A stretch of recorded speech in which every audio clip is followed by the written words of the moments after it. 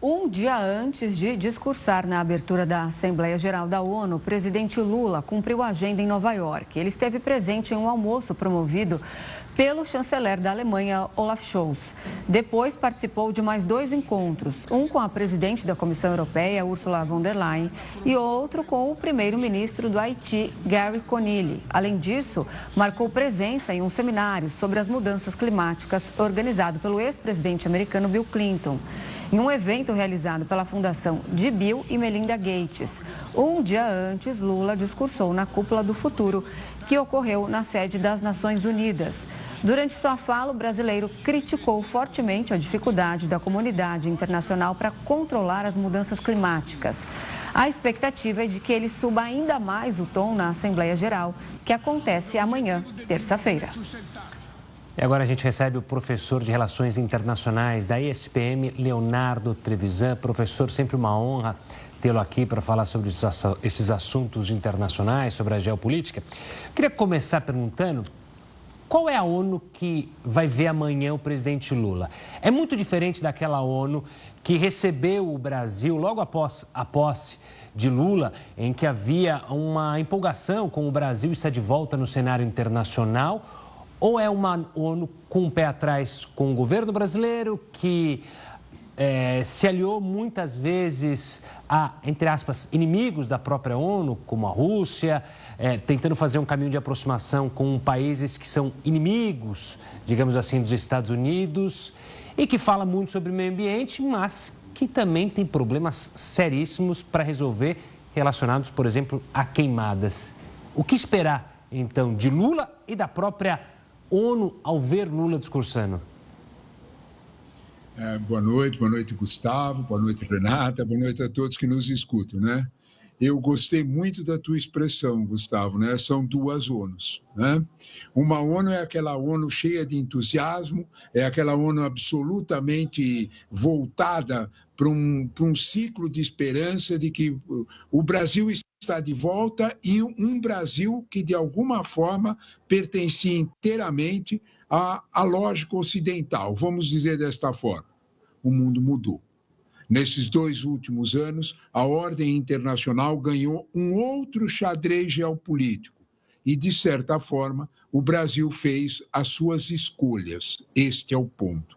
Por isso que eu gostei bastante quando você comentou que são 2 ONUs, né? São 2 ONUs e, de alguma forma, são 2 Brasis também, né? Quando nós olhamos para o perfil do Lula de 2 anos atrás, na primeira manifestação, a primeira chegada e tudo mais, havia um tom nesse participação que era um tom voltado ao Brasil estar presente na mesa que decide. Esse é o ponto. O Brasil, de alguma forma, fez escolhas. E, ao fazer essas escolhas, ele deixou meio vago esse lugar na mesa que decide. Ele preferiu, de alguma forma, amparar-se no outro xadrez geopolítico, e aí nós temos que dar um bom dia ao ex-ministro, ao ex-chanceler Celso Amorim, adepto muito dessa ideia, uma certa aproximação muito constante com o Sul global. Não é que nós não pertençamos ao Sul global, claro que pertencemos.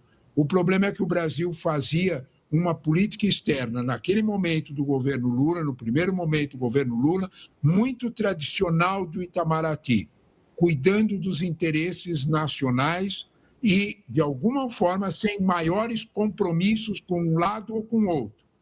O Brasil fez escolhas e a ONU está reagindo em relação a essas escolhas. Uma delas é a que você mencionou, né? O Brasil fez escolhas em relação até mesmo à guerra da Ucrânia, até mesmo à questão de Gaza, fez escolhas em relação à Venezuela e, de alguma forma, essas escolhas tiveram seu peso.